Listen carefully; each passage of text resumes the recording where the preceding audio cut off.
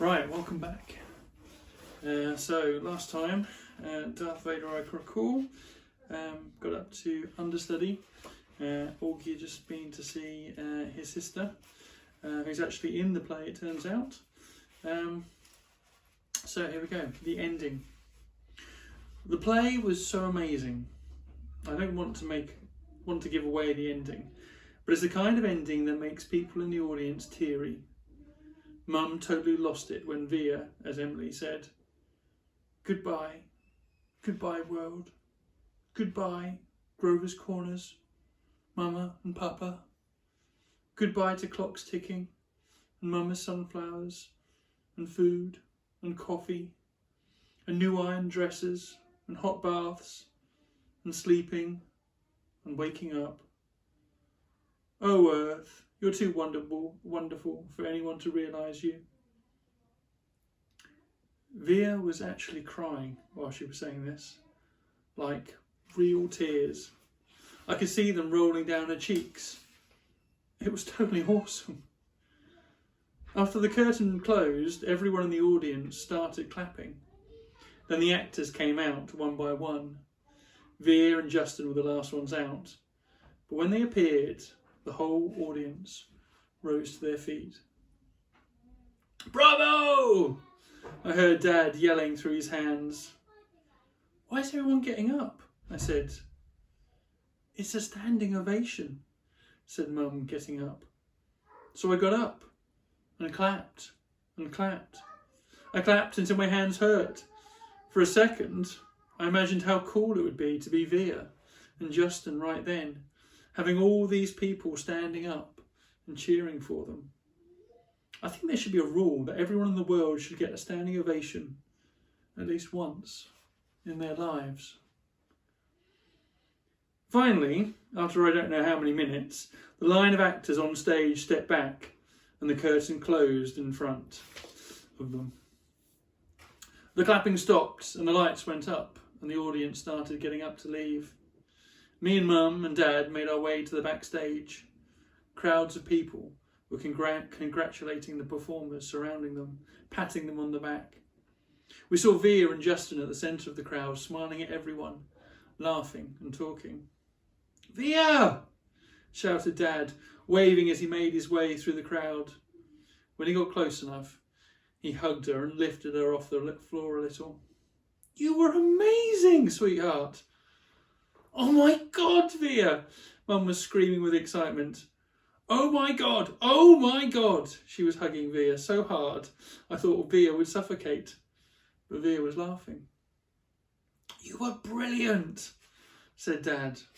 "Brilliant," Mum said, kind of nodding and shaking her head at the same time. "And you, Justin?" said Dad, shaking Justin's hand and giving him a hug at the same time. "You were fantastic." "Fantastic," Mum beamed. She was honestly so emotional she could barely talk. "What a shock to see you up there, Via," said Dad. "Mum didn't even recognise you at first," I said. "I didn't recognise you," said Mum, her hand over her mouth. "Miranda got sick right before the show started," said Via, all out of breath. "There wasn't even time to make an announcement. I have to say, she looked kind of strange, because she was wearing all this makeup and I'd never seen her like this before." "And you just stepped in there, right at the last minute," said Dad. "Wow." "She was amazing, wasn't she?" said Justin, his arm around Via. "There wasn't a dry eye in the house," said Dad. "Is Miranda okay?" I said, but no one heard me. At that moment, a man who I think was their teacher came over to Justin and Via, clapping his hands. "Bravo, bravo, Olivia and Justin." He kissed Via on both cheeks. "I flubbed a couple of lines," said Via, shaking her head. "But you got through it," said the man, smiling ear to ear.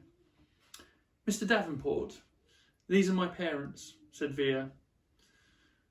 "You must be so proud of your girl," he said, shaking their hands with both his hands. "We are."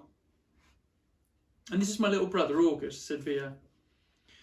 He looked like he was about to say something, but suddenly froze when he looked at me. "Mr. D," said Justin, pulling him by the arm, "come meet my mum." Via was about to say something to me, but then someone else came over and started talking to her. And before I knew it, I was kind of alone in the crowd.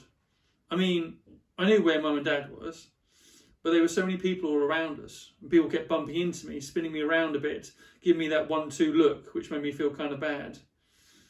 I don't know if it was because I was feeling hot or something, but I kind of started getting dizzy.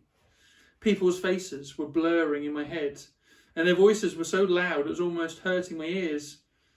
I tried to turn the volume down on my lobotomed ears, but I got confused and turned them louder at first, which kind of shocked me. And then I looked up and I didn't see Mum or Dad or Via anywhere.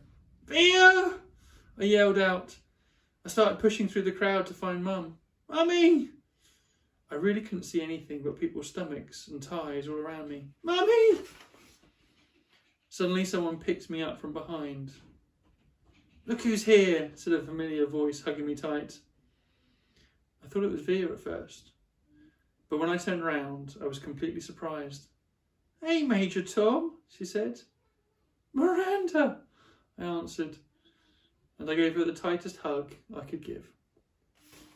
There you go. Next time in, part 7 from Miranda's point of view. That'll be interesting. Right, thank you.